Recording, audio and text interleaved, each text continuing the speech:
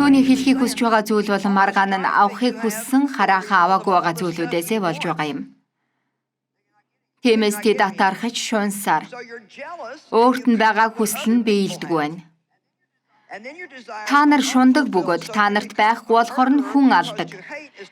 Үүнхээр маш хатуу хэлсэн байна, тийм үү? Та атаархал уур хилэнтэй байвал та хайгаад байгаа баяр хөөр хүндлэл сайн бүгдийг авч чадахгүй үргэлж тулалцаар байгаад таарна. Та гуйгаагүй учраас авахгүй.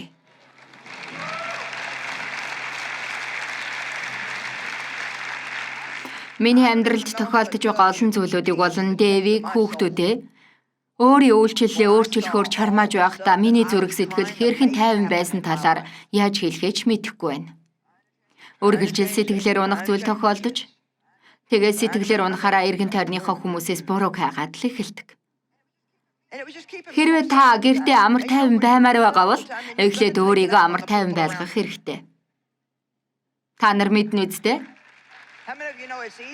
Тэгэхээр гол зүйл нь та гуйгаагүй бол авахгүй гэсэн үг. Амен. Та гуйгаагүй бол авахгүй гэсэн. Тиймээс би гуйх шийдвэрийг гаргаснаар амьдралд маань өөрчлөлтүүд ирсэн юм. Одоо бол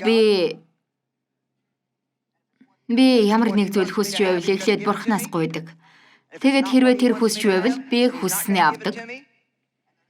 Хэрв түүний хүсэл биш бол надад хүссний маань өгдөггүй. Тэгэхээр бурханд итгэвэл хүссний аваад хүсээгүй зүйлүүдийг биелүүлэхгүй гэж бас бодож болохгүй л дээ.